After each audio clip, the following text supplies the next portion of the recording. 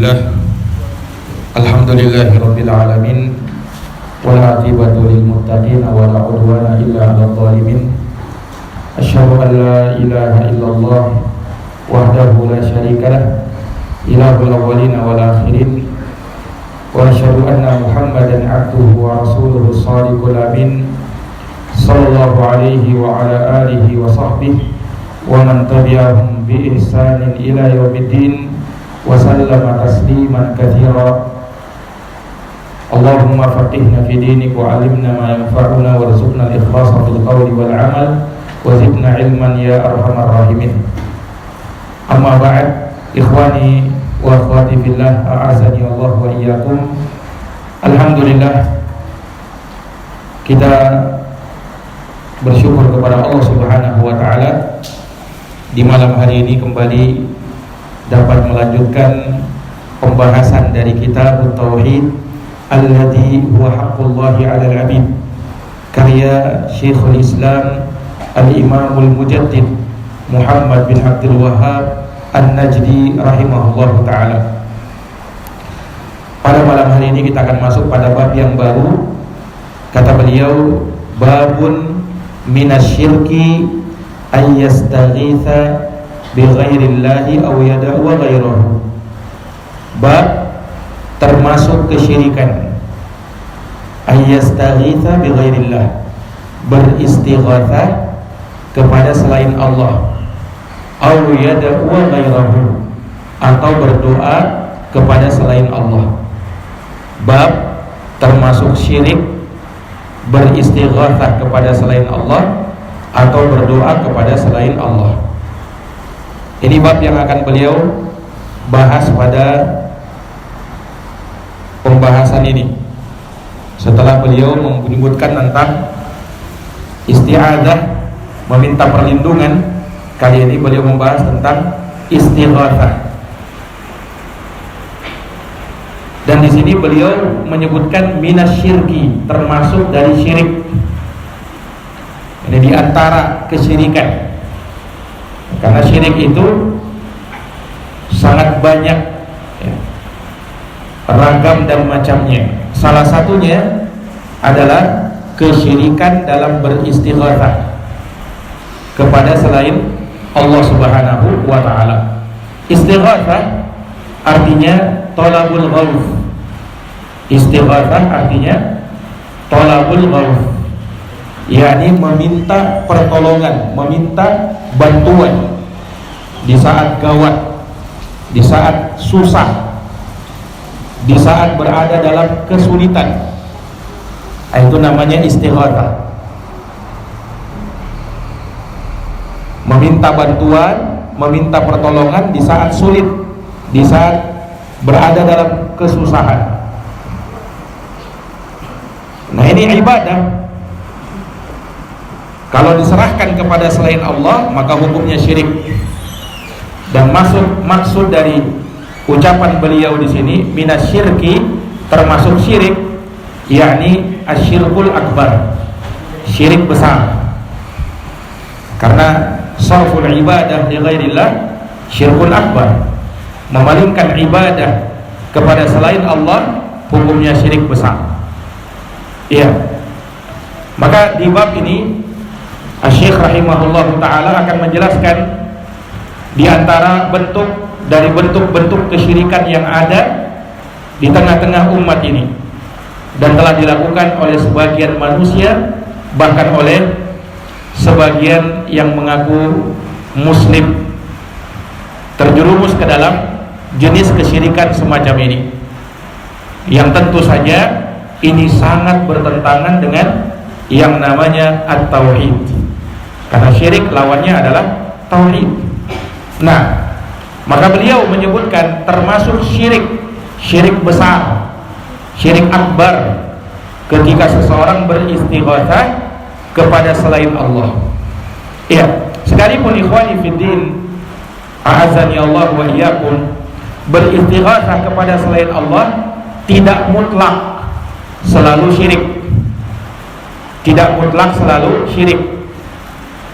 Iya, bahkan beristighatsah kepada selain Allah itu dihukumi syirik apabila dia lakukan kepada mayit, orang yang sudah meninggal, atau orangnya masih hidup tapi dia gaib, tidak hadir di depannya.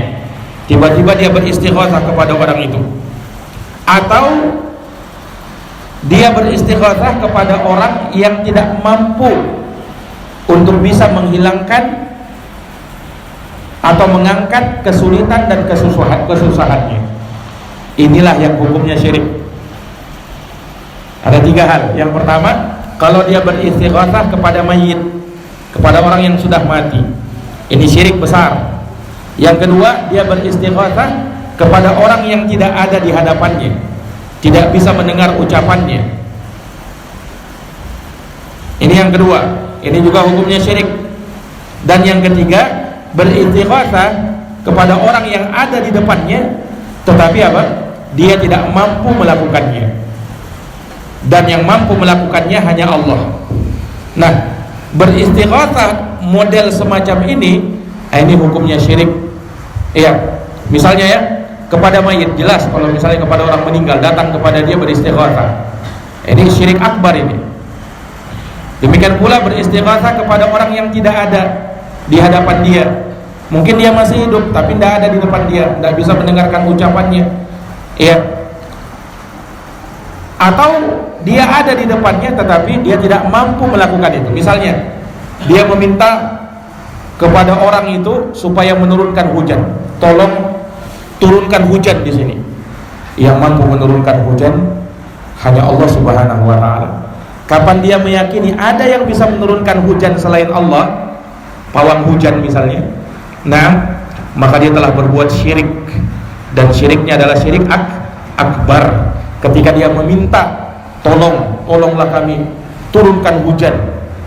Ini syirik akbar, syirik besar yang bisa mengeluarkan pelakunya dari keislaman, waliyadzubillah. Kenapa?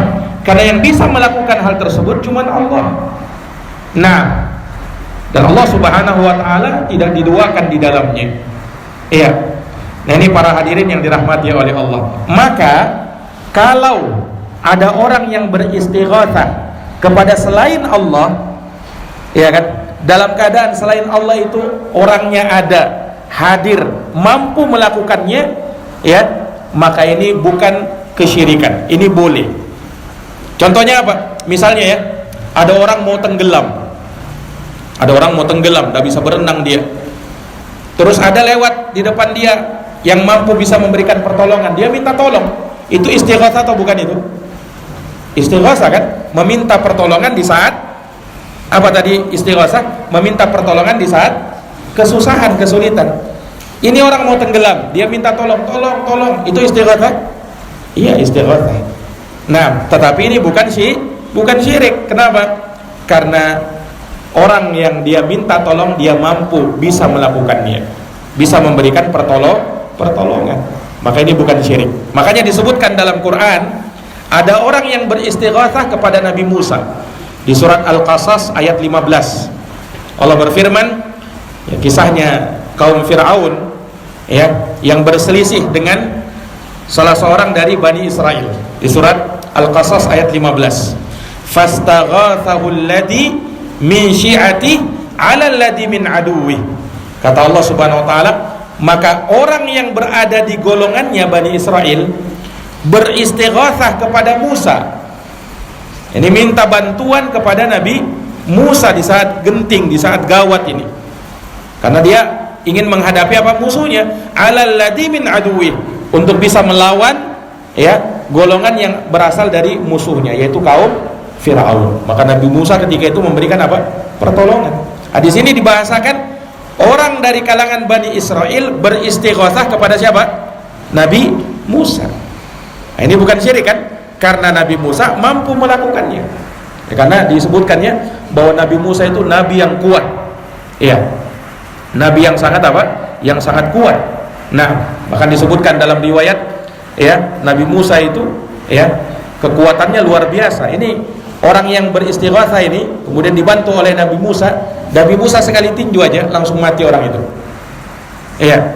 Dan pernah ada batu, ya, yang membawa lari bajunya Nabi Musa, dipukul Nabi Musa, dipukul batu itu oleh Nabi Musa, batunya berbekas 3 tonjokan. Bukan tangannya Nabi Musa yang kalah, tapi batunya. Nah, ini menunjukkan Nabi Musa itu apa? Nabi yang sangat kuat, ya. Nabi yang punya kekuatan luar biasa. Ya, tapi jangan sampai berkata Nabi Musa itu premannya para nabi. Nah, enggak benar ini, itu penghinaan kepada Nabi, ya. Beliau diberikan kekuatan yang lebih memang daripada Nabi dan Rasul yang lain. Ini Nabi Musa alaihissalam. Jadi kisahnya begitu, ya. Ada seseorang dari Bani Israel minta bantuan, pertolongan, istighatsah kepada Nabi Musa, dan Nabi Musa memberikan pertolongan pada waktu itu. Ini menunjukkan bahwa istighatsah kepada selain Allah tidak mutlak syirik, tidak mutlak syirik. Syirik kalau apa? Pertama, berdoa, dia beristighatsah kepada mayit. Yang kedua, beristighatsah kepada orang yang tidak hadir di depan dia dan tidak mendengarkan ucapannya.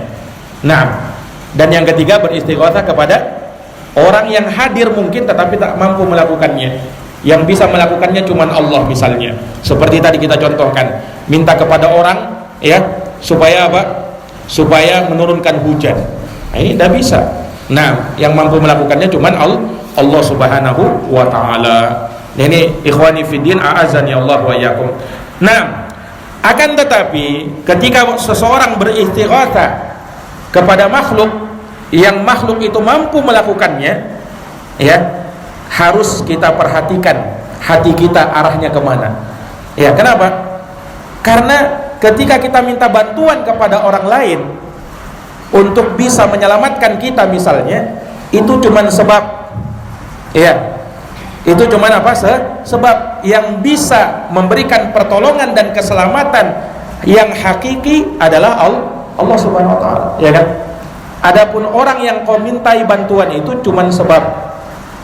Dia tidak bisa dengan sendirinya memberikan pertolongan dan bantuan. Dia cuman sebab saja. Tetapi yang memberikan keselamatan hakiki adalah Allah Subhanahu wa ta'ala. Ini ikhwani fiddin, a'azzani Allahu wa iyyakum. Jadi bab termasuk syirik beristighatsah kepada selain Allah. Ingat dengan catatan yang tadi kita sebutkan. Kemudian kata beliau, au yad'u ghairahu, atau dia berdoa kepada selain Allah. Jadi beristighatsah kepada selain Allah atau berdoa kepada selain Allah. Ya, yakni termasuk syirik juga orang yang berdoa kepada selain Allah. Kenapa? Karena doa itu ibadah, ya kan? Allah Subhanahu wa taala berfirman di surat Ghafir ayat 60. Surat Ghafir ayat 60. Surat Ghafir itu terkadang juga dinamakan surat Al-Mu'min. Nah, nama lainnya surat Ghafir. Di sebagian mushaf disebut surat Al-Mu'min. Nah, bukan Al-Mu'minun, itu beda lagi. Ada surat Al-Mu'minun, ada surat Al-Mu'min. Nama lainnya surat Al-Mu'min, surat Ghafir. Jadi di surat Ghafir ayat 60 Allah berfirman, wa qala rabbukum ud'uni astajib lakum innal ladina yastakbiruna an ibadati sayadkhuluna jahannama dakhirin. Dan Rabb kalian telah berfirman, ud'uni, berdoalah kepadaku. Kata Allah, berdoalah kepadaku, astajib lakum, niscaya aku akan kabulkan permintaan kalian itu. Perhatikan di sini perintah Allah untuk berdoa kepadanya. Kalau Allah perintah, menunjukkan bahwa itu ibadah. Karena tidaklah diperintah melainkan yang diperintah itu pasti dicintai dan diridhoi oleh Allah. Nah, sehingga apapun yang diperintah Allah pasti ibadah. Nah, di sini Allah perintahkan ud'uni, berdoalah kepadaku, maka itu ibadah doa itu. Astajib lakum, aku akan kabulkan doa kalian. Ini menunjukkan bahwasanya orang itu kalau berdoa harus yakin doanya itu dikabulkan. Nah, jangan sampai dia mengucapkan kalimat aku sudah berdoa tetapi doaku tidak dikabulkan. Tidak boleh berucap begitu. Ya. Karena apa? Karena Allah berjanji kalau kalian berdoa kepadanya maka Allah akan kabulkan. Hanya saja terkadang Allah itu mengabulkan cepat, kadang lambat. Jangan mau terburu-buru hari ini berdoa 1 jam lagi terkabul. Oh, enggak begitu. Nah, jangankan kita, Nabi Musa dan Nabi Harun saja berdoa supaya apa? Allah Subhanahu wa taala memenangkan Bani Israel, membinasakan Firaun. Itu berdoa Nabi Musa diaminkan oleh Nabi Harun. Diaminkan oleh Nabi Harun. Menunjukkan boleh ya, orang itu kalau berdoa kemudian yang lain mengaminkan. Itu bukan perkara bid'ah itu, tetapi boleh. Nah, seorang kalau misalnya berdoa secara umum ini, kemudian diaminkan amin sambil mengangkat tangan, itu boleh yang seperti itu. Bukan dari perkara yang dilarang di dalam agama. Yang dilarang itu kalau kita mengkhususkan ya sesuatu, misalnya apa namanya, selepas sholat berdoa terus, karena tuntunan selepas sholat itu adalah berzikir kepada Allah, bukan apa, bukan berdoa. Tapi kalau sekali-sekali boleh. Orang selesai sholat fardu misalnya sesekali berdoa, apa boleh hukumnya? Boleh, tidak ada masalah. Tetapi kalau sesekali diaminkan boleh atau tidak? Boleh, asalkan bukan dijadikan apa, hal yang terus menerus. Nah, ini ikhwani fiddin, a'azani Allahu wa iyyakum. Sama kalau misalnya khatib berdoa di mimbar Jumat, di khutbah yang kedua, boleh tidak diaminkan? Boleh hukumnya. Mengangkat tangan boleh atau tidak? Boleh hukumnya. Nah, ini ikhwani fiddin, a'azani Allahu wa iyyakum. Baik. Maka Allah Subhanahu wa taala berfirman, "Ud'uni astajib lakum." Berdoalah kepadaku, niscaya aku akan kabulkan. Ingat, kadang Allah mengabulkan doa itu langsung Allah kabulkan, terkadang nanti. Ya kayak Nabi Musa tadi kan, dia berdoa diaminkan oleh Nabi Harun, ya, dan Allah Subhanahu wa taala kabulkan doanya. Tetapi disebutkan oleh para ulama bahwasanya Allah memenangkan Bani Israel dan membinasakan Firaun setelah Nabi Musa doa, diaminkan oleh Nabi Harun, dikabulkan doanya itu 40 tahun setelahnya. Baru Bani Israel menang, Firaun hancur. Berapa tahun menunggu Nabi Musa? 40 tahun. Nah, kita ini mau berdoa langsung besok dikabulkan. Nah, ini ikhwani fiddin, azan ya Allah wa iyyakum. Kadang kurang sabar. Terkadang juga Allah itu mengabulkan doa dari bentuk apa? Dalam bentuk Allah Subhanahu wa taala memang tidak beri apa yang dia minta, tapi Allah Subhanahu wa taala berikan ya hal yang lain yang lebih cocok bagi dirinya. Nah, itu juga pengkabulan doa juga itu. Ya, misalnya begini, ada orang minta kepada Allah, ya Allah berikan aku A misalnya. Minta A, tapi tidak dikasih A, dikasih B. Nah, diberikan juga kan? Tapi dalam bentuk yang lain. Yang mana B itu bisa jadi lebih baik daripada A. Ini ikhwani fiddin, a'azani Allahu wa iyyakum.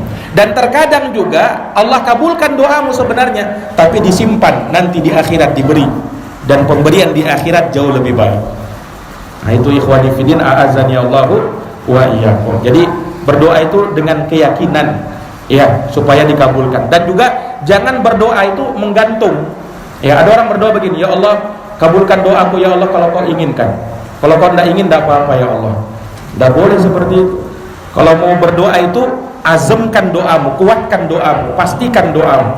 Jangan menggantung doanya. Nah, kemudian kata Allah, innal ladina yastakbiruna an ibadati. Sesungguhnya orang-orang yang dia menyombongkan diri dari beribadah kepadaku, saya dakhuluna jahannama dakhirin, niscaya dia akan masuk ke dalam neraka jahanam dalam keadaan hina. Perhatikan ini ayat ya. Kan di awalnya disuruh doa kan, berdoalah kepadaku niscaya aku akan kabulkan. Terus lanjutan ayat apa?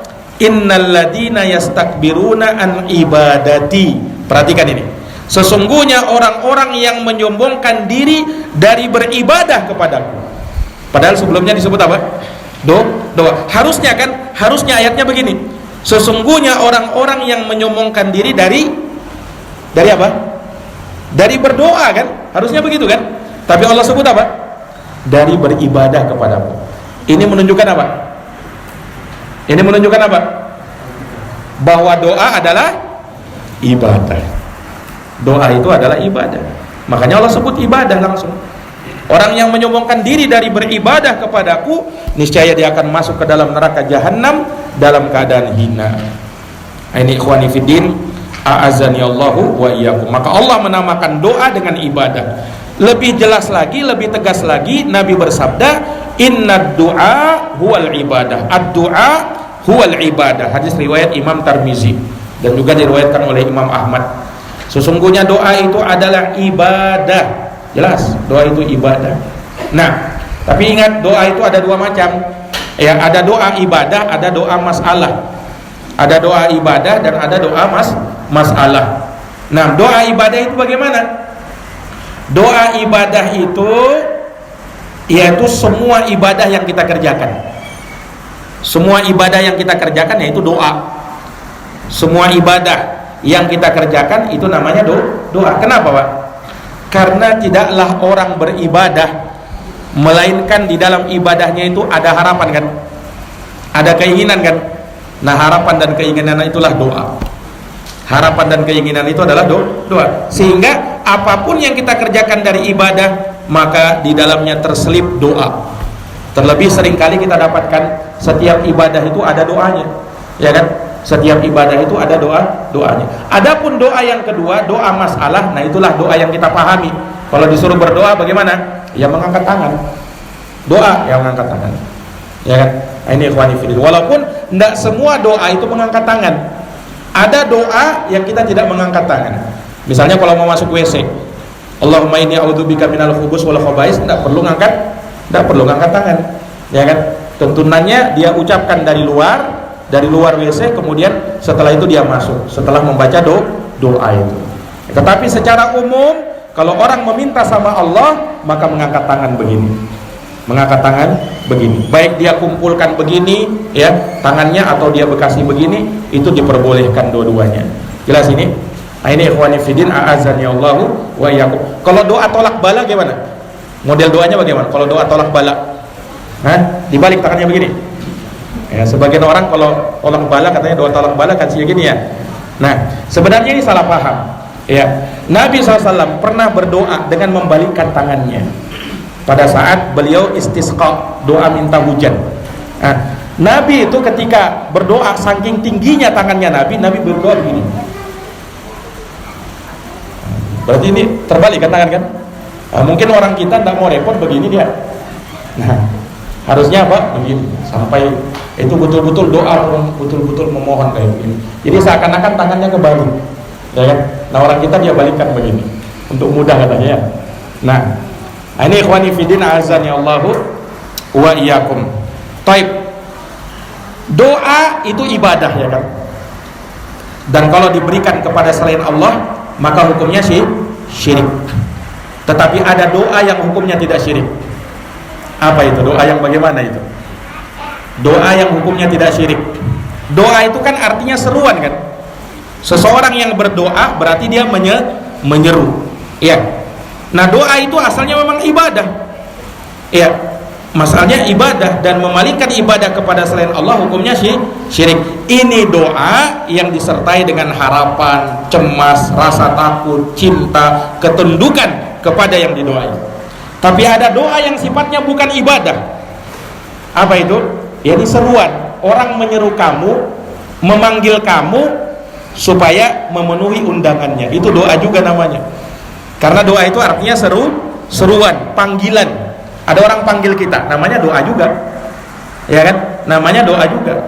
Nah, ini ikhwani fiddin. Makanya Nabi pernah bersabda, "Man da'akum fa'ajibu."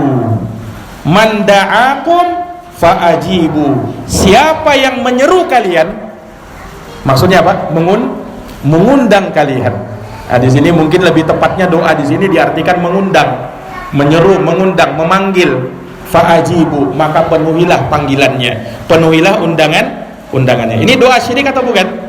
Bukan. Ini kan seruan, panggilan yang seperti ini. Nah, ini ikhwani fiddin a'azani Allahu wa iyyakum. Jadi Nabi memerintahkan kita, kalau ada orang panggil kita, ada orang yang menyeru kita, ada orang yang mengundang kita, maka jawablah undangannya. Nah, kalau undangan selain walimah hukumnya sunnah dihadiri. Tapi kalau undangan walimah itu apa? Walimatul urs, yakni pesta pernikahan. Hukumnya apa? Sunnah atau wajib?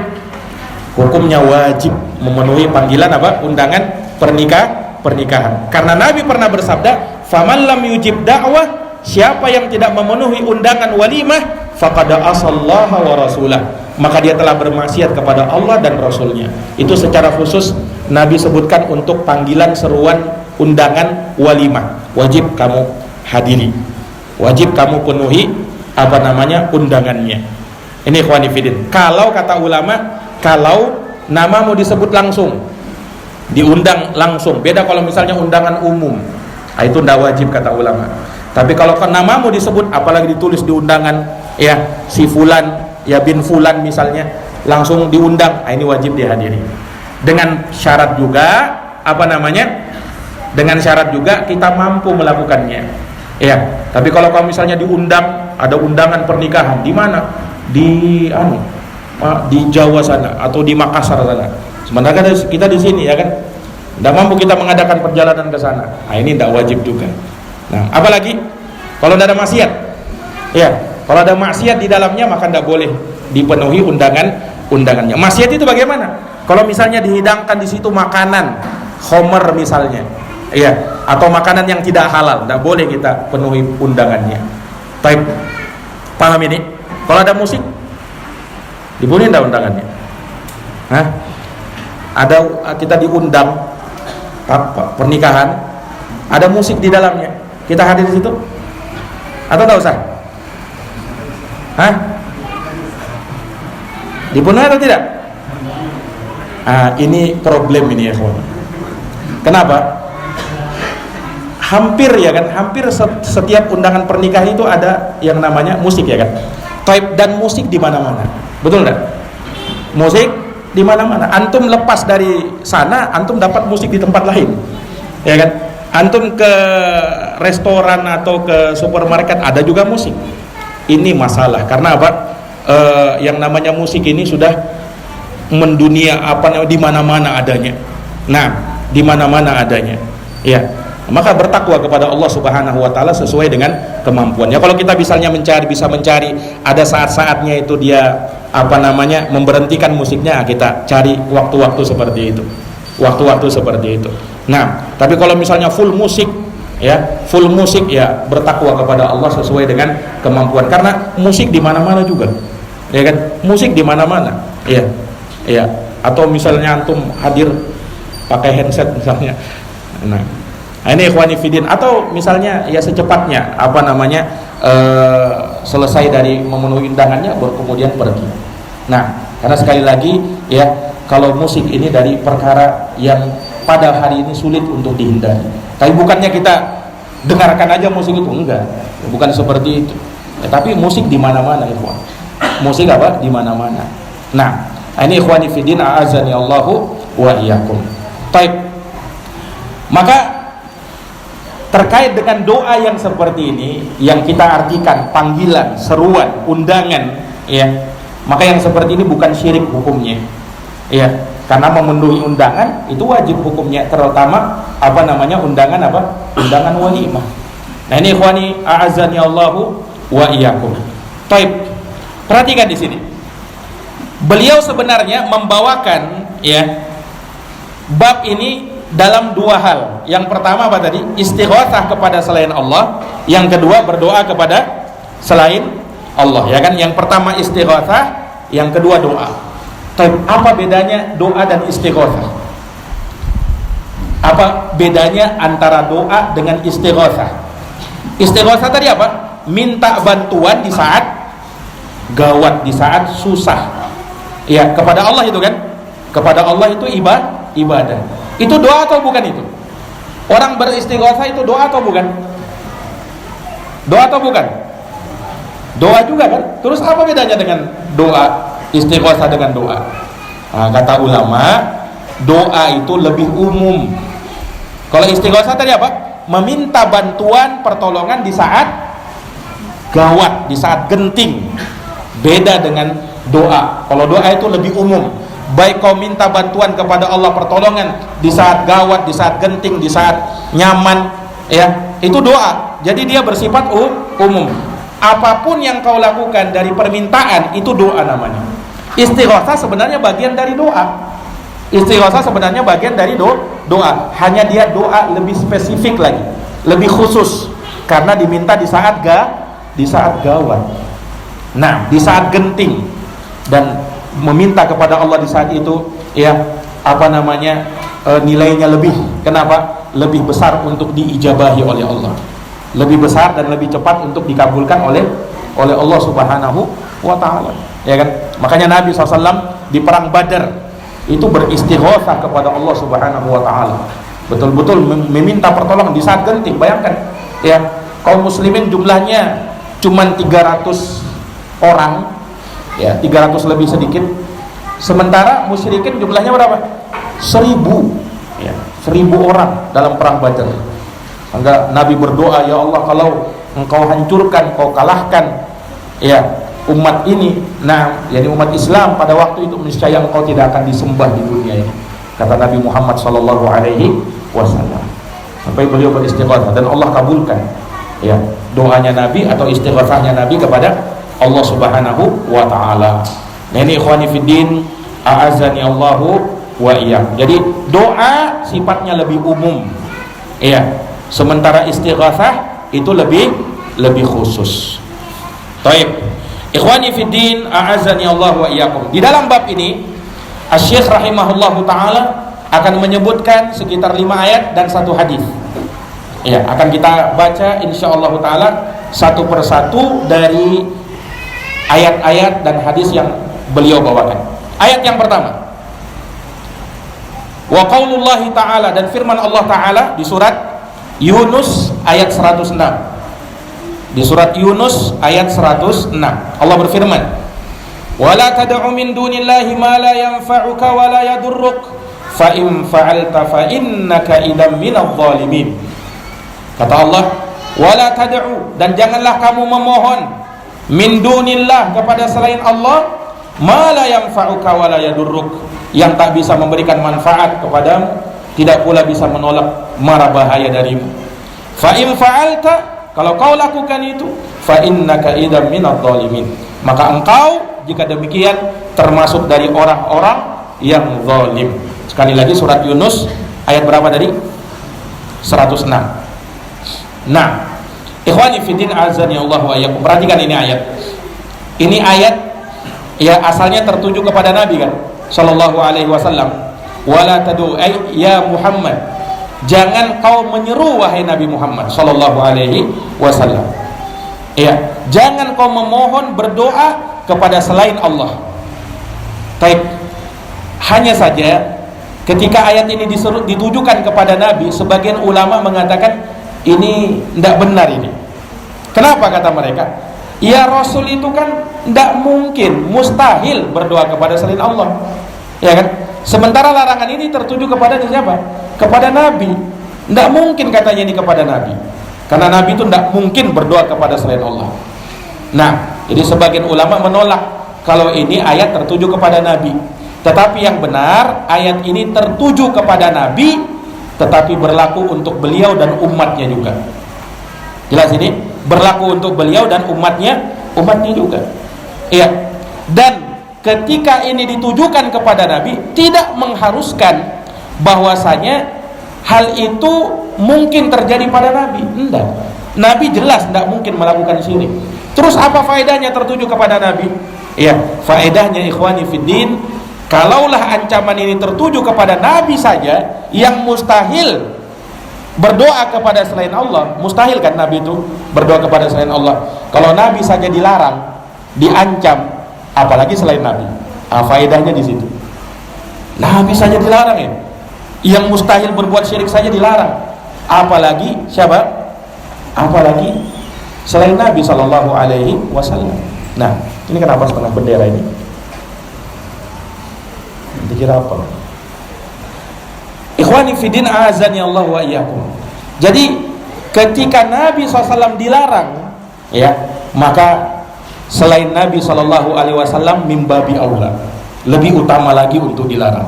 Makanya perhatikan tentang kesyirikan dalam surat Az-Zumar ayat 65. Walaqad uhiya ilaika, dan sungguh telah diwahyukan kepadamu wahai Muhammad, wa ilal ladina min qablik, dan kepada nabi sebelum kamu, lain asyrakta, kalau kamu berbuat syirik.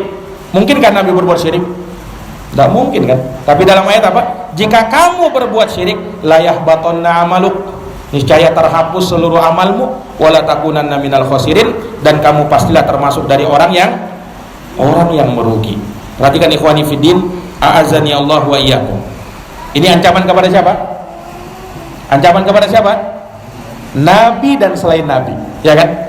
Telah diwahyukan kepadamu dan kepada Nabi sebelum kamu. Ancamannya kepada Nabi Muhammad SAW dan selain Nabi. Tetapi apakah ini berlaku hanya untuk para Nabi? Tentu tidak. Untuk Nabi dan untuk umatnya. Nah, yang kita pahami bagaimana? Kalau Nabi saja diancam, yang Nabi itu mustahil berbuat syirik, apalagi selain Nabi. Nah, itu harus dijadikan pelajaran seperti itu. Ini ikhwani fiddin azani Allahu wa iyyakum. Dan asalnya, hukum asalnya, apa yang diperintahkan kepada Nabi, maka itu juga perintah kepada umat Islam. Apa yang dilarang kepada Nabi, maka itu pun secara umum dilarang juga kepada umat Islam. Kecuali kalau ada dalil yang mengkhususkan, barulah ya itu berlaku untuk Nabi saja, khususiyahnya Nabi Sallallahu Alaihi Wasallam. Ya, misalnya Nabi itu puasa wisol, nyambung puasa, ya, nyambung puasa. Misalnya di saat kita puasa, Nabi itu boleh untuk tidak berbuka. Bukanya kapan? Nanti besok baru buka. Itu Nabi saja. Tapi kalau selain Nabi, dilarang sama Nabi. Iya, kata Nabi, la tuwasilu, jangan kalian melakukan puasa yang menyambung begitu, jangan. Sahabat tanya, innakum tuwasil ya Rasulullah, engkau melakukan puasa wisol ya Rasulullah. Kata Rasulullah, aku tidak seperti kalian, aku diberikan kekuatan lebih oleh Allah Subhanahu wa ta'ala. Sama dengan menikah lebih dari 4, ya kan? Umat Islam hanya dibolehkan sampai 4, masna wa thulatha wa ruba', 2, 3, 4. Fa in khiftum alla ta'dilu fawahidah. Kalau tidak mampu berlaku adil, maka satu saja. Nah, ini ikhwani fiddin. Kalau Nabi lebih dari 4 bisa, karena Nabi diberikan kekuatan lebih daripada laki-laki biasa. Nah, ini ikhwani a'azzani Allahu wa iyyakum. Jadi kalau ada dalil yang mengkhususkan, baru kita khususkan. Ini ada dalil mengkhususkan? Tidak ada. Berarti ini larangan untuk Nabi dan selain Nabi. Ya, bahkan selain Nabi lebih utama lagi untuk dilarang. Karena kalau selain Nabi mungkin tidak berbuat syirik. Selain Nabi mungkin tidak berbuat syirik? Mungkin. Ya kan? Kalau Nabi kan tidak mungkin. Kalau selain Nabi mungkin. Maka yang memungkinkan berbuat syirik lebih utama untuk diancam. Ini ikhwani fiddin azani Allah wa yakum. Perhatikan ayat ini. Janganlah kamu berdoa memohon kepada selain Allah, yang selain Allah itu la yanfa'uka wa la yadurruk, tidak bisa memberi manfaat dan tidak bisa menolak mudarat. Perhatikan ini ayat. Jangan memohon kepada selain Allah, yang selain Allah itu tidak bisa memberikan manfaat, tidak bisa memberikan mudarat. Baik, kalau begitu pemahaman ini ayat, apakah maknanya kalau ada yang bisa memberi manfaat atau menolak mudarat, bisa kita berdoa kepada dia? Begitu kan? Kan ayat mengatakan jangan berdoa kepada selain Allah, yang selain Allah itu sifatnya begini, tak mampu dia memberi manfaat, tak mampu juga menolak bahaya. Berarti pemahamannya apa? Kalau ada yang bisa memberi manfaat atau menolak mudarat, bisa berdoa kepadanya. Kata para ulama, ayat ini tidak ada mafhumnya seperti itu, tidak dipahami begitu. Ini menjelaskan apa? Realita selain Allah itu pasti tidak bisa memberi manfaat dan tidak bisa menolak mara bahaya. Karena an-nafi' wad-dar, yang bisa memberi manfaat dan menolak mudarat cuman Allah. Jadi jangan dikatakan, oh berarti kalau ada yang bisa memberi manfaat sama kita atau menolak mara bahaya, boleh berdoa kepada dia. Tidak begitu pemahamannya.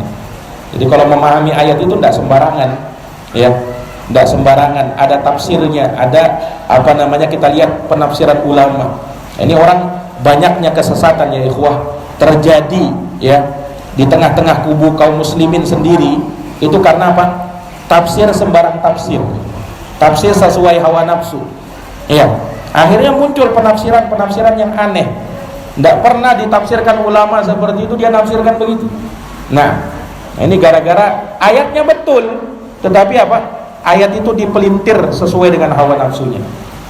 sampai menyesatkan sekali. Na'udzubillahi min dzalik. Nah ini ikhwani fillah a'azzani Allahu wa iyyakum. Maka ya jangan sampai kita keliru di dalam menafsirkan ayat. Belajar dulu tafsirnya bagaimana. Nah, ikhwani fiddin a'azzani Allahu wa iyyakum. Jadi sekali lagi ini menjelaskan hakikat yang sebenarnya. Selain Allah itu begini loh. Dia tidak bisa mendatangkan manfaat dan tidak bisa menolak suatu kemudaratan. Tidak bisa mendatangkan manfaat dan tidak bisa mendatangkan manfaat dan tidak bisa menolak suatu mudarat. Ikhwani fiddin a'azzani Allahu wa iyyakum. Kemudian apa? Kata Allah Subhanahu wa taala, ya, fa in fa'alta, kalau kamu lakukan itu, maka fa innaka idzam minadh dhalimin, maka kamu termasuk dari orang zalim.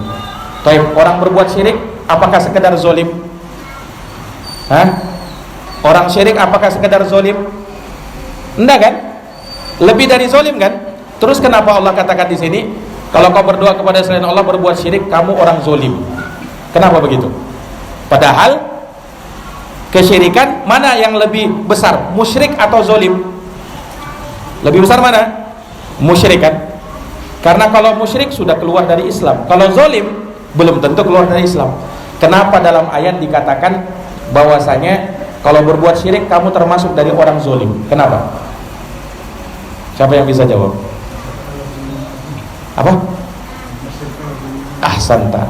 Iya, karena inna syirka la zulmun azim. Syirik itu kezaliman paling besar.